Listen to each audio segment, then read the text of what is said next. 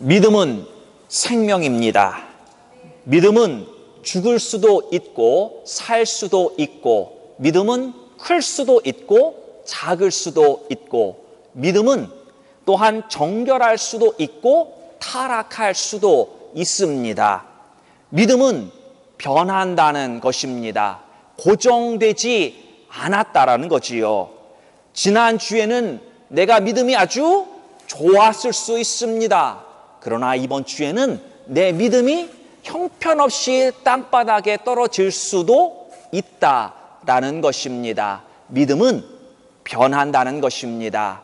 우리가 바라기는 우리의 믿음이 계속해서 하향하는 것이 아니라 계속해서 상향으로 성장해 나가는 그러한 믿음이 되기를 바랍니다. 우리 마음속에는 그런 마음이 다 있을 텐데요. 오늘은 우리가 이 믿음에 대한 말씀을 나누면서 용서까지도 할 수 있는 그러한 믿음을 소유하는 여러분과 제가 되기를 바랍니다.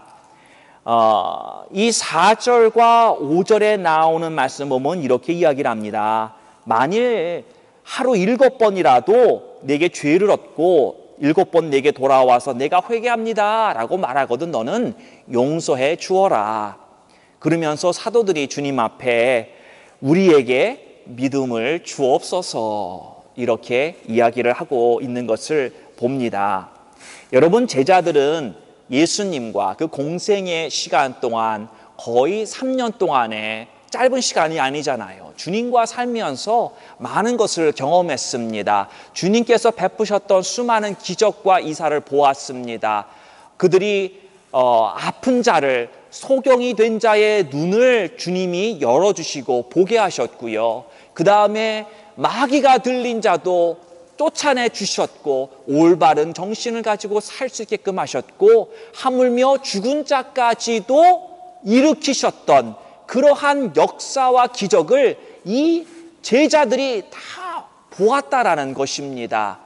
그런 기적을 보았을 때도 제게도 그런 믿음을 주시옵소서 이렇게 제자들이 구하지 않았습니다. 그런데 오늘 본문 말씀을 보니까 너희는 용서해 주어라. 베드로한테도 그런 말을 했잖아요.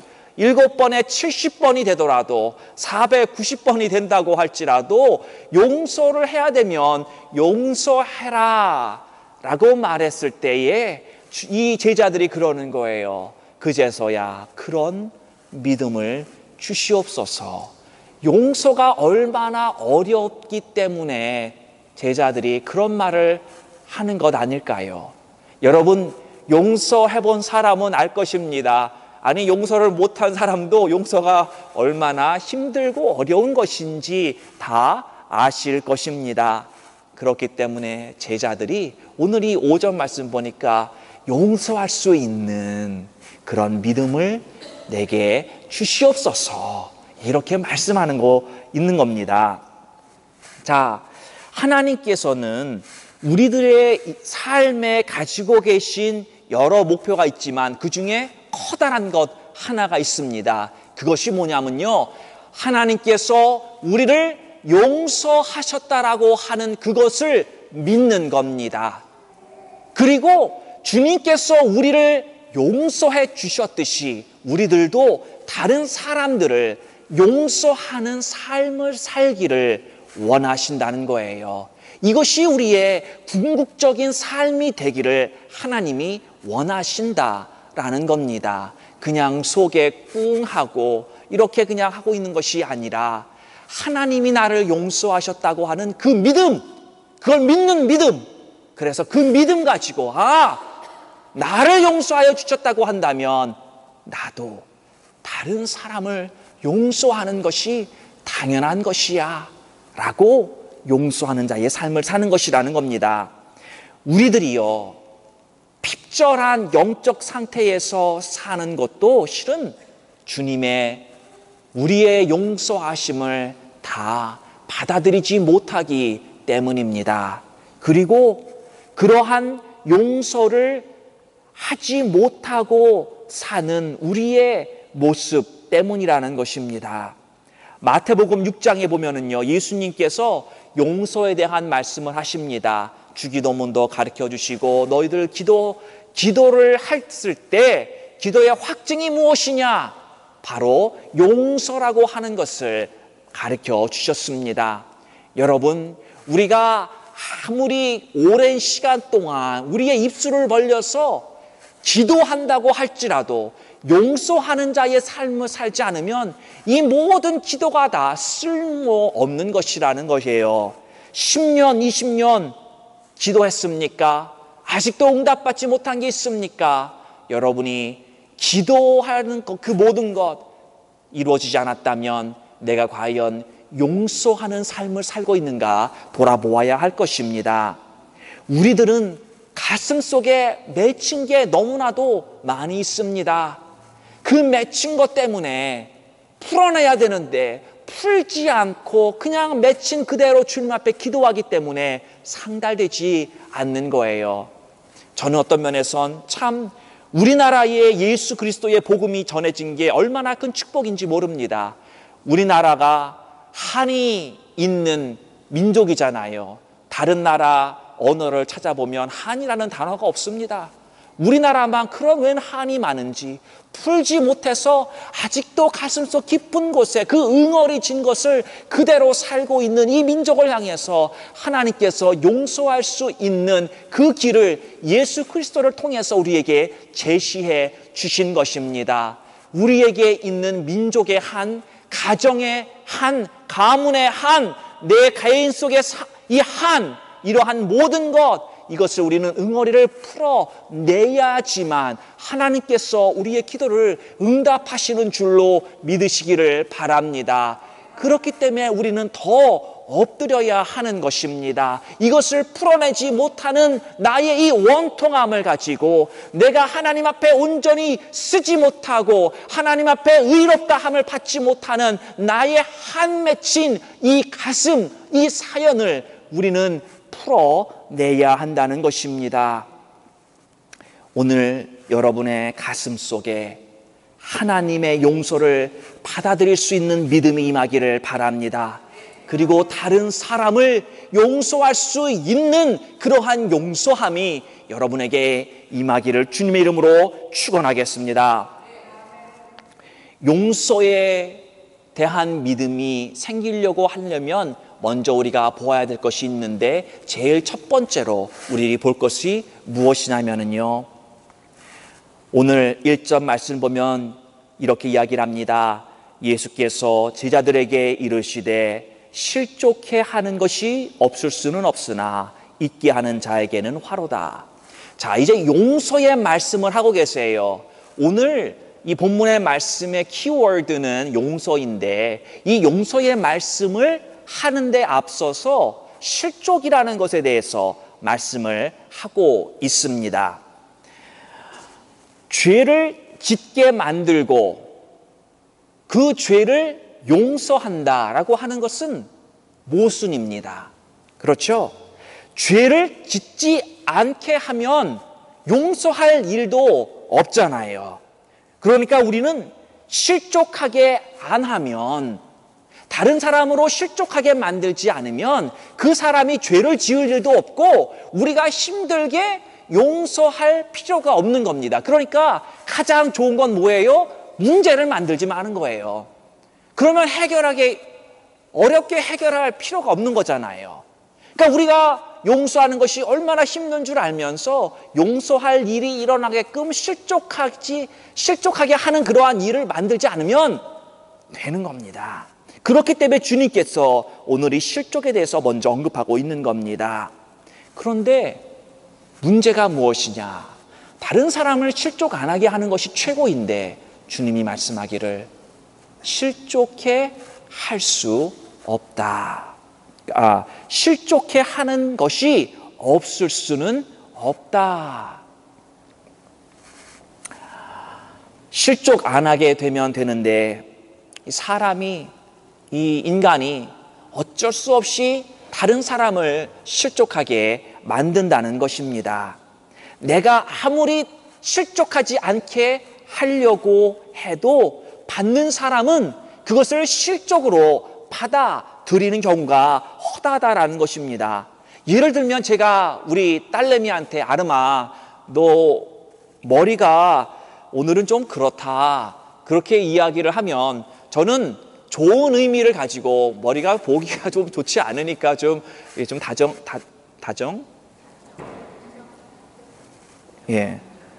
갑자기 단어가 잘못 나왔는데요. 단정하게 하라라고 하는 그런 좋은 의미잖아요. 그럼에도 불구하고 우리 딸내미는 내 머리가 뭐가 어때서 아빠는 맨날 내 머리 가지고 뭐라 그래?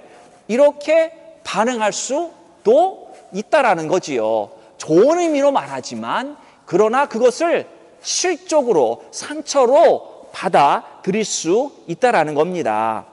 사랑하는 성도 여러분, 우리는 절대로 다른 사람에게 실족하지 않도록 하기를 바랍니다. 우리의 신앙이 깊어지면 질수록 우리는 영혼의 존귀함을 볼 줄 알아야 합니다.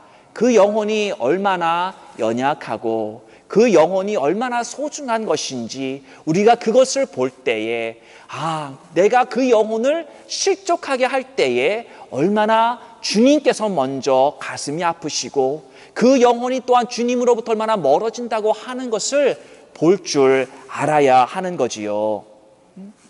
그래서 우리는 목장 모임에서나 또는 교회에서의 여러 모임들 속에 관계 속에서 내 안에서 먼저 영혼에 대한 사랑이 있어야 되고 배려가 있어야 되고 커다란 관심이 있어야 됩니다.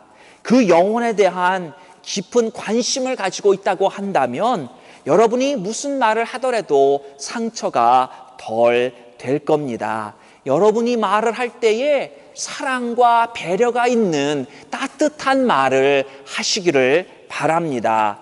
될 수만 있으면 여러분 모이실 때에 나쁜 얘기 하지 마시기를 바랍니다. 다른 사람 흉보는 얘기 절대 입에 담지 마십시오. 부정적인 얘기 할 필요 없습니다. 여러분 축복의 말만 해도 시간이 부족하잖아요. 저는 우리 자녀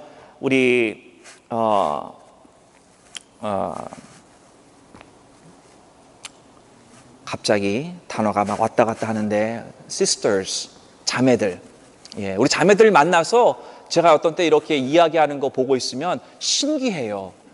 왜 신기하냐면 어쩌면 저렇게 피곤하지도 않게 멈추지도 않고 내가 먼저 말하려고 그 말을 이어가는 그 사람들의 반응들을 보면서 참 대단하다.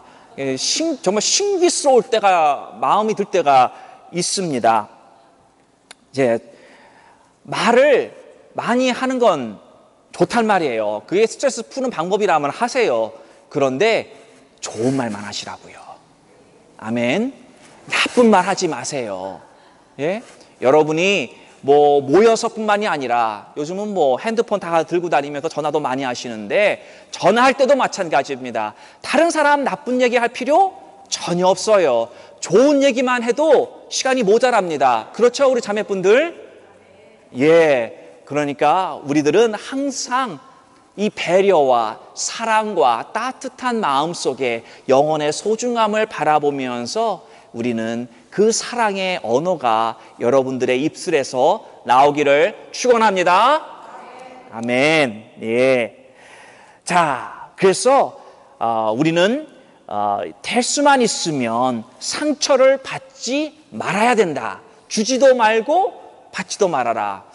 이거는 상처에만 해당이 됩니다.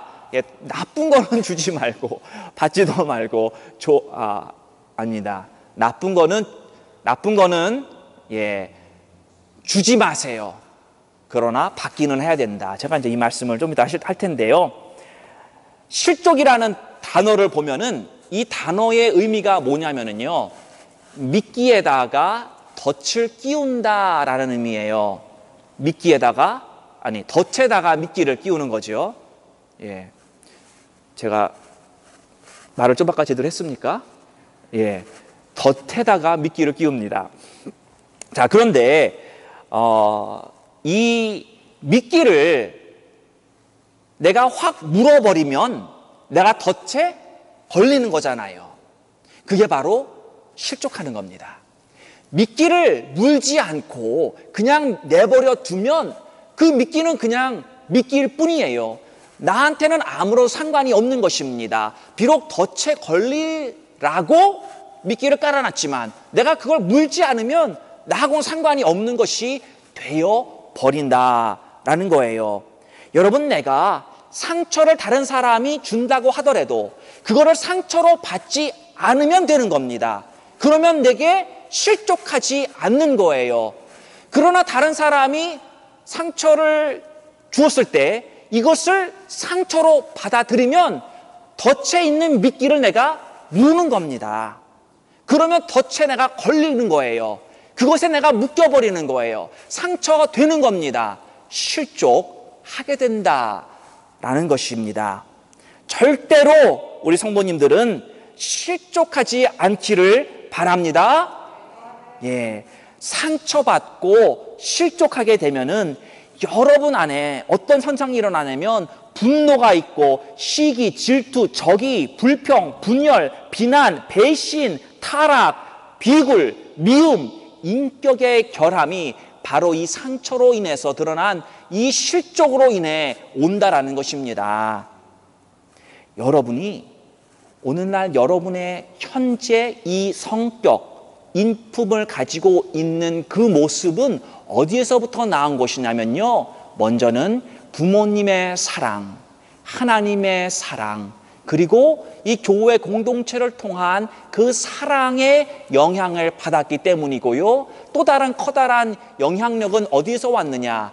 똑같이 부모님으로부터 온 상처, 남편으로 받은 상처, 아내로 받은 상처, 이러한 상처들이 바로 여러분의 지금 현재 가지고 있는 인품, 성격을 형성했다라는 것입니다. 여러분이 바로 이 실족이란 것을 선택하지 않았다라고 한다면 성경에 나오는 위대한 믿음의 선배들의 그들의 인격과 그들의 삶을 그대로 본받아 살고 있는 여러분의 삶이 되었을 수 있다라는 거지요.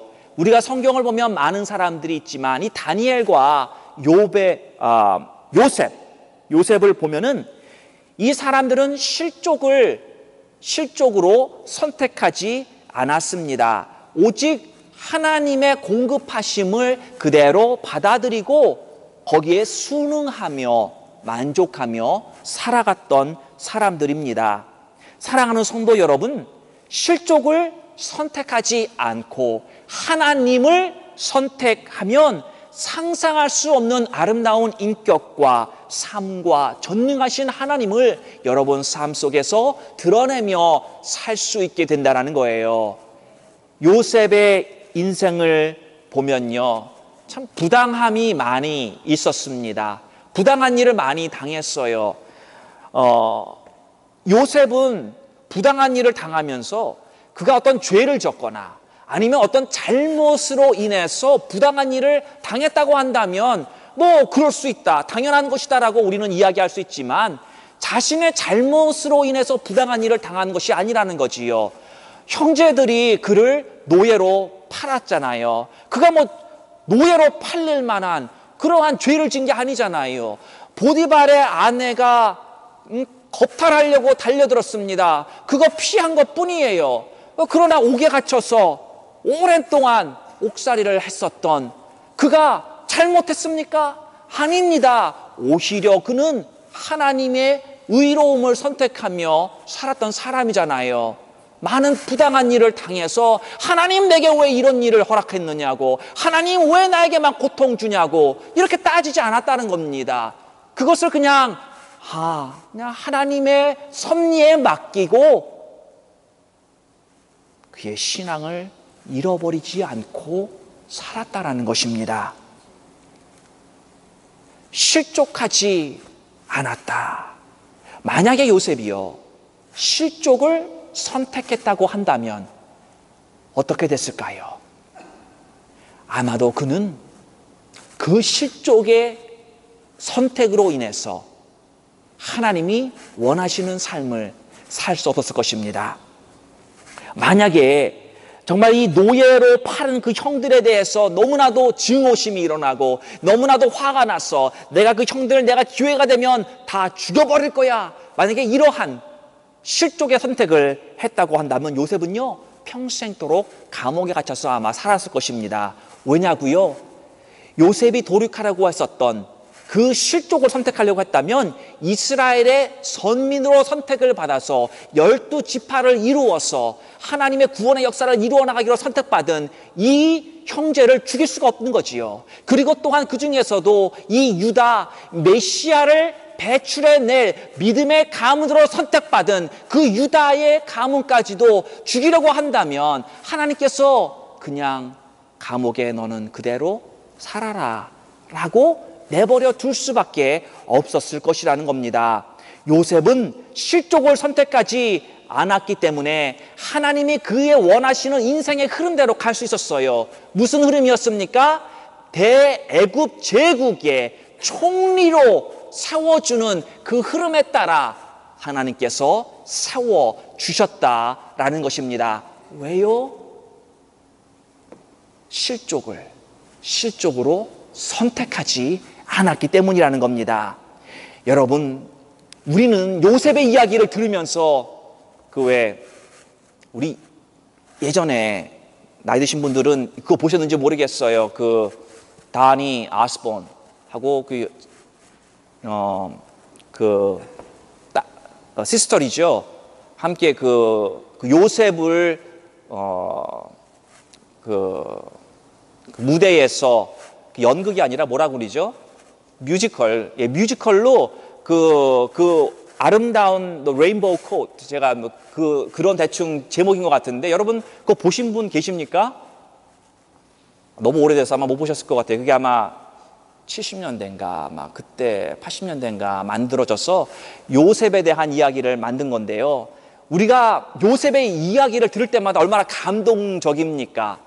참 인생 가운데 굴곡이 있었어요. 고난 많이 받았습니다. 그럼에도 믿음을 잃어버리지 않고 살았던 그의 모습을 보면서 우리가 얼마나 감동적으로 정말 다가옵니까? 그런데 본인은요, 내가 몇 년만 지나면 그 당시 슈퍼파워였던 애굽의 재상 프라임 미니스터가 되리라고는 상상도 못했다는 거지요. 우리는 알고 있어요, 그 이야기를. 그러니까 그 이야기를 들으면 막 감동이 일어나요. 그런데 본인은 진정 몰랐다라는 거지요. 우리가 알았다고 한다면, 그래, 내가 조금만 참으면 되지. 그래, 내가 2년, 3년, 5년, 그래, 내가 조금만 인내하자. 조금만 더 참자. 이렇게 스스로를 위로하고, 왜? 앞으로 일어날 일을 알았다면, 야, 내가 총리 대신이 돼? 야, 내가 우리 아버지와 우리 형들의 모든 가족을 다 구원할 수 있어? 막 그런 걸 알았다고 한다면 더 쉬웠을 겁니다. 그런데 요셉은 몰랐어요. 그럼에도 불구하고 그는 상처를 상처로, 그리고 이 실족을 실족으로 받아들이지 않았다라는 것입니다. 또 다른 사람이 있습니다. 성경에 보니까 압살롬이라고 하는 사람이 등장을 합니다. 압살롬은요, 여동생 다말이 있었는데 이 다말이 어느 날 이 암논에게 겁탈을 당했습니다. 그래 막 이 화가 막 너무나도 많았어요.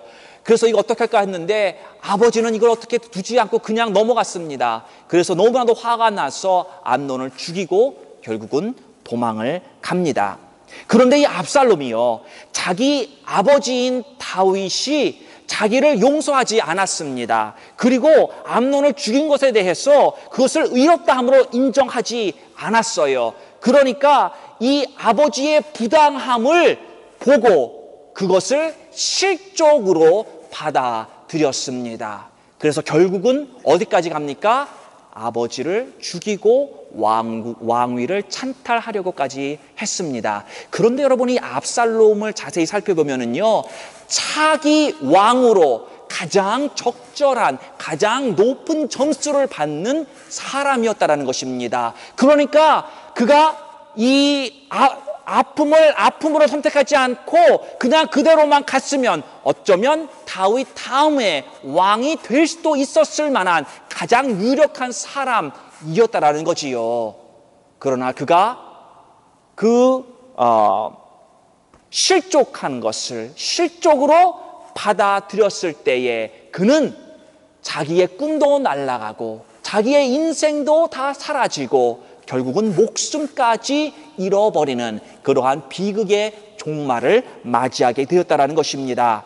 사랑하는 성도 여러분, 여러분의 인생 과정 속에서 얼마나 실족을 선택하셨습니까? 한두 번 실족을 선택한 것이 아니라 10년, 20년 여러분의 삶 가운데서 실족이 일어날 때마다 그것을 실족으로 받아들였다고 한다면 여러분의 인생 가운데 커다란 일들이 일어났다라는 것입니다.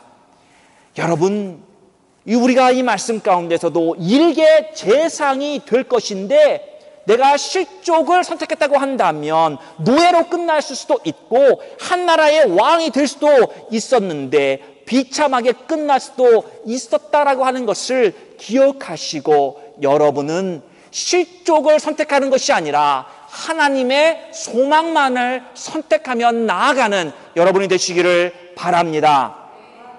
그리스도인은 사랑할 존재입니다.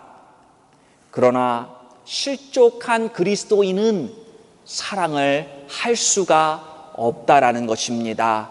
우리가 그 아무리 아가페 사랑, 필리오 사랑, 무슨 사랑을 교회에서 이야기를 해도요, 실족한 그리스도인은 그 어떠한 사랑도 할 수가 없는 상태가 된다라고 하는 것입니다. 그래서 사랑을 아무리 부르짖어도 나의 아픔과 상처와 실족 가운데 있는 그 공동체 안에는 진정한 그리스도의 사랑이 있을 수 없다라는 것입니다. 이것이 이 시대의 현 교회의 모습입니다. 사랑을 아무리 이야기를 해도 사랑을 할 수가 없은 상태입니다. 왜? 너무나도 커다란 실족들이 많이 있기 때문에 개인의 인생 속에서 그리스도인은 조건 없는 사랑을 할 줄 알아야 되는 존재입니다. 예수 그리스도께서 그리하셨듯이 우리는 성숙함을 가지고 조건 없는 사랑을 할 수 있는 그러한 준비가 돼야 되는 존재입니다. 실족한 사람들은요, 조건을 따집니다. 내가 이렇게 해줬는데 저렇게 나한테 이렇게 또 해주지 않았으니까 무슨 사랑이야. 자꾸만 이런저런 조건을 봅니다. 그렇기 때문에 사랑을 할 수가 없는 거예요. 여러분, 사랑한다는 것은요, 상처를 허락한다는 의미입니다. 예수님은 우리를 사랑하셨기 때문에 자신의 십자가에서 못 박혀 죽는 그 상처를 주도록 우리에게 허락해 주셨다라는 겁니다. 예수님은 그러한 상처를 당해도 이 실족으로 받아들이지 않았기 때문에 기쁨으로 그 고통을 감내하셨다는 겁니다. 그리스도인이 누구를 사랑한다고 하는 것은 상처를 당한다는 것은 그것을 받아들인다는 의미입니다. 여러분, 그래서 사랑이 쉽지 않은 거예요. 우리가 다른 사람을 사랑하려면 내가 그 사람이 주는 상처까지도 받아들이는 겁니다. 상처 주는 거 받기 싫은데 어떻게 사랑하고 품을 수 있겠습니까? 품을 수 없어요. 왜? 아프기 때문에. 예수님이 우리를 사랑하셨기 때문에 그 수치와 고통을 받아들이셨듯이 그리스도인도 상처를 허락하는 것입니다. 여러분이 그 상처를, 다른 사람들의 상처를 받아들일 때에 세상이 그만큼 깨끗해지는 겁니다. 여러분, 파이어플레이스 집에 있으신 분들 계시죠? 예전은 우리가 나무를 때우는 파이어플레이스가 많이 있는데 요즘은 점점 줄어들고 있잖아요. 나무를 태우고 나면 뭐가 남죠?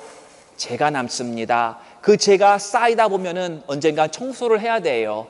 그 더러운 그 시꺼먼 죄를 우리가 쓸어내 담아서 버릴 때에 쓰는 여러분 그릇들, 그런 것들이 있음으로 인해서 파이어플레이스가 깨끗해지지 않습니까?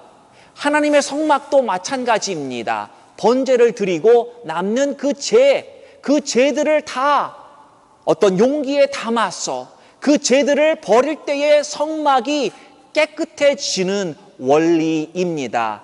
사랑하는 성도 여러분, 여러분과 제가 바로 이 세상의 더러운 죄들을 없애는데 사용받는 용기요 그릇이라는 것입니다. 이 세상의 더러운 때를 그냥 두면 그냥 더러운 상태로 있는 것입니다. 악한 상태로 남는 것입니다. 여러분이야말로 바로 우리에게 주신 이 세상의 더러운 악한 것들을 깨끗하게 만드는 하나님의 용기요 그릇이라는 것입니다. 반대로 그리스도인이 이 세상의 상처와 고통을 담아내지 않으면 세상은 악에 빠지게 되는 것입니다. 이 세상의 악, 고통, 더러움, 이런 모든 것을 여러분이 받아낼 때에 세상은 행복해지고 아름다워지는 것입니다. 실족하면 상처를 받았기 때문이고 또 그렇기 때문에 그 사람은 다른 사람에게 상처를 주게 됩니다. 그러나 상처가 없는 사람은 상처를 받아들일 여력이 생기게 됩니다. 그래서 성경은 자꾸만 우리들에게 물된 동산과 같이 되라고 말씀하고 있는 것입니다. 상처받은 것들이 있으면 주 안에서 그 상처의 치유함을 입고 올바른 심령이 되어서 다른 사람들의 상처까지도 허락하고 받아주고 품고, 그래서 세상에 그냥 두면 더 악해질 그것들을 우리가 품어서 없애서 더 깨끗이 행복한 세상을 만들어 나가는 존재가 바로 그리스도인이라고 하는 것입니다. 우리 교회 안에서 이렇게 상처를 수용하기를 원합니다. 사랑할 수 있는 폭이 넓은 그릇들이 많아져서 더욱더 거룩한 교회로 지음받는 제일 공동체가 되기를 주님의 이름으로 축원합니다. 인생이 계속적으로 고난이 오는 이유가 여러 개가 있는데요. 그 중에 많은 경우가 여러분 안에 이 실족의 상태를 그대로 가지고 있기 때문에 하나님이 고난을 허락하신다라는 겁니다. 고난을 통해서 여러분에 있는 그 실족의 문제를 하나님이 풀어주길 원하신다라는 겁니다. 이사야서 48장 10절에 보면 이렇게 이야기를 합니다. 보라, 내가 너를 연단하였으나 은으로 하지 아니하고 너를 고난의 풀무불에서 선택하였노라. 고난의 풀무불을 우리는 통과하는 것입니다. 인생의 여정 속에서 은이 아니라 이 금을 부시고요, 용매제를 섞어서 바로 이 풀무에 집어넣으면 불순물들이 다 위로 뜹니다. 그리고 그 정금은 바로 밑으로 가라앉는 과정을 우리로 하여금 통과하게 하신다는 거지요. 그래서 우리 안에 있는 상처들, 우리 안에 있는 아직도 해결되지 못한 실족을 하나님이 해결해 주시고, 그래서 온전한 심령이 될 수 있도록 하나님이 고난을 허락해 주신다라는 겁니다. 결국은 상처받지 않는 영혼이 되어야 합니다. 내가 먼저 상처받지 않는 영혼 되시기를 바랍니다. 그리고 우리 모든 회중이 상처받지 않는 그러한 심령이 또한 되기를 축복합니다. 실족을 시키지도 않고 실족을 받지도 않는 사람, 바로 이러한 사람들, 저는 그런 상상을 해봅니다. 누가 어떤 말을 해도 그 말이 사랑과 배려와 온유와 겸손이 배어 있어서 실족되어지지도 않고 또 처음 들어온 그 사람도 그것을 실적으로 받아들이지 않는 그러한 아름다운 공동체가 세워지는 그 꿈을 꾸어 봅니다. 말씀 몇 가지 더 나누고 마치긴 텐데요. 회개할 때 우리는 용서하는 것입니다. 오늘 키워드는 용서인데 용서를 받으려면 먼저 회개해야 한다는 겁니다. 3절 보면 너희는 스스로 조심하라. 만일 내 형제가 죄를 범하거든 경계하고 회개하거든 용서하라. 회개하거든. 4절도 마찬가지입니다. 만일 하루 7번이라도 내게 죄를 얻고 7번 내게 돌아와 내가 회개하노라 라고 말하면 용서해 주라는 겁니다. 그러니까 회개하지 않은 영혼을 용서해 주는 것은 순서가 바뀐 거예요. 잘못된 겁니다. 이런 거죠. 괜찮아 괜찮아. 뭐 무조건 다 괜찮아. 받아줘 괜찮아. 회개도 안 하는데 자신이 잘못한 것도 몰라요. 회개를 반드시 해야지만 용서받을 수 있는 그러한 권한이 생긴다는 겁니다. 회개하지 않는데 용서는 있을 수 없는 겁니다. 그건 용서가 아닙니다. 그냥 눈 감고 넘어가고 더 커다란 문제를 만들어내는 거지요. 이것은 지혜롭지 못한 행동입니다. 여러분, 더러운 거 더럽다고 해서 덮어만 놓으면 어디 갑니까? 아니에요. 우리는 회개하는 심령이 돼야 됩니다. 그랬을 때 용서받을 수 있는 겁니다. 하나님이 우리 죄를 아무리 용서 주시려고 해도 우리가 회개하지 않으면 단 하나의 죄도 용서받지 못한다는 사실을 기억하시고 우리가 하나님 앞에 회개하고 서로에게 회개하는, 죄를 지었을 때, 잘못했을 때 용서를 구할 수 있는 여러분과 제가 되기를 바랍니다. 마지막 또 6절 보면 이렇게 얘기를 합니다. 주께서 가라사 너에게 겨다시 알 한만한 믿음이 있었다고 한다면 나무를 물속에 옮기는 그러한 역사를 일으킬 수 있다고 말하고 있습니다. 이게 무슨 말입니까? 작은 믿음이라도 사용해야 하는 것입니다. 믿음은 적용하는 것입니다. 듣고만 끝내는 것이 아닙니다. 생각에서 머무는 것이 아닙니다. 하나님 여러분에게 주신 믿음이 있습니까? 비록 작은 믿음이라고 할지라도 그 믿음을 사용하시기를 바랍니다. 여러분 믿음만 있으면 용서할 수 있는 줄로 믿으시기를 바랍니다. 사랑하는 성도 여러분, 우리는 요셉처럼 내게 실족으로 올 수 있는 것들이 있지만 그러나 그것을 실적으로 받아들이는 것이 아니라 하나님의 섭리를 내가 신뢰하며 믿으며, 그래 하나님께서 분명히 나를 바른 길로 인도하고 있는 것이냐, 비록 이러한 고난이 있다고 할지라도 나는 나에게 신실하신 하나님의 사랑을 믿는다고 하는 그 믿음을 주님께 구하기를 원합니다. 사도들이 주님 우리들에게 믿음을 주시옵소서, 용서할 수 있는 믿음을 달라고 하셨던 것처럼 여러분들도 예수님께 나도 용서할 수 있는 믿음을 달라고 이번 한 주간 엎드리며 기도하시기를 바랍니다. 그래서 실족을 실족으로 받아들이는 것이 아니고 상처를 상처로 받아들이는 것이 아니라 하나님의 소망을 붙들고 나가는 우리 제일 공동체가 되기를 간절히 축원합니다. 하나님 아버지, 용서의